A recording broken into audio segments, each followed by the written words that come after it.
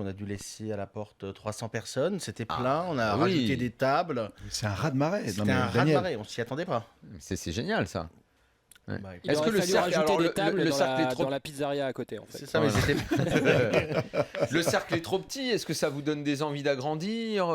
Il y a des projets en ce sens ou c'est ponctuel parce qu'il y a la marque WSOP qui est à Paris et c'est ce qui crée cet engouement? Je crois que ça prouve une chose, c'est que les gens ont envie de tournois de qualité. C'est-à-dire que quand on fait un événement, quand on amène un événement, forcément il y a le répondant. Il y a encore ça. Tout le monde dit c'est une mode qui est en train de retomber et on constate tous les jours que c'est pas vrai. Non, les gens organisent quelque chose. ils Ils ont toujours envie de jouer dès que c'est abordable et que c'est dans un bon environnement, les gens viennent.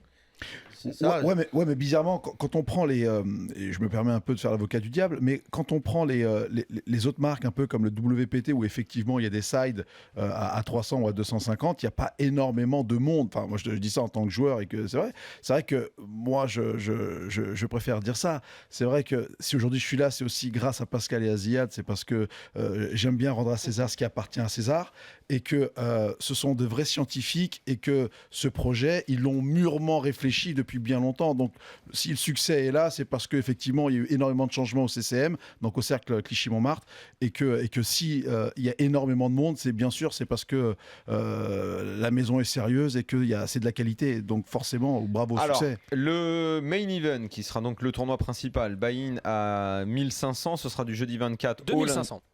Non, 1500. 1500. C'est le High Roller 2005. Justement, j'ai une question là-dessus. C'est pour ça que je précisais bien les montants des buy-in. Donc ça, c'est le tournoi principal, celui qui va attirer les foules, on va dire, donc du 24 au 28. Je l'ai dit, ça a déjà commencé depuis vendredi. On regarde un petit peu si on jette un œil du côté des buy-in, qu'on est sur du 250 jusqu'à 2005 qui sera le High Roller. Je dis une bêtise, je pose la question. C'est vachement bien qu'il y ait ces buy-in là parce que ça permet au plus grand nombre de venir et j'adore ça.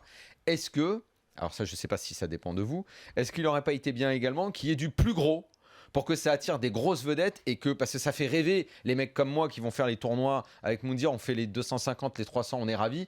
Mais si on peut croiser le mec qui est en train de faire un 10 000 ou un 25 000 et on se dit oh putain, t'as vu ce qu'il est en train de faire lui, nous jamais on pourra. Enfin tu vois, il y a un côté rêve. Est-ce que ça aurait été encore mieux pour vous?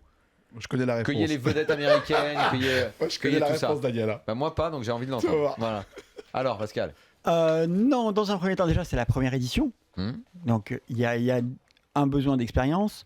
Ensuite il y a des problématiques de buy-in tout simplement, c'est-à-dire qu'il y a beaucoup moins de joueurs qui jouent 10 000 et c'est beaucoup plus compliqué pour nous, pour l'instant, dans l'état actuel de la législation, de collecter ces 10 000 euros par joueur.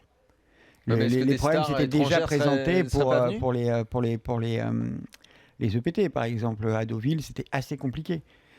Est-ce que des stars étrangères ne seraient pas venues Oui, je crois qu'il y avait une demande. Moi, j'ai eu Grégory Chauchon, qui est le directeur des World Series, qui est un Français, qui me disait ils nous regardent un peu pour la première année. Ils essayent de jauger, de savoir si ça va être un succès, pas un succès, de voir comment ça tourne.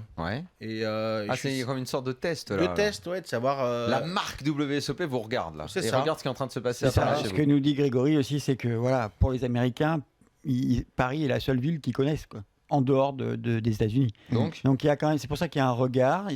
On a quelques commandes d'Américains qui sont passés sur le site pour le main et pour le high roller notamment. Donc oui, peut-être qu'on fera sur la deuxième édition un plus gros, mais c'est pour l'instant, on a déjà tellement de problématiques de place avec les lignes plus petits.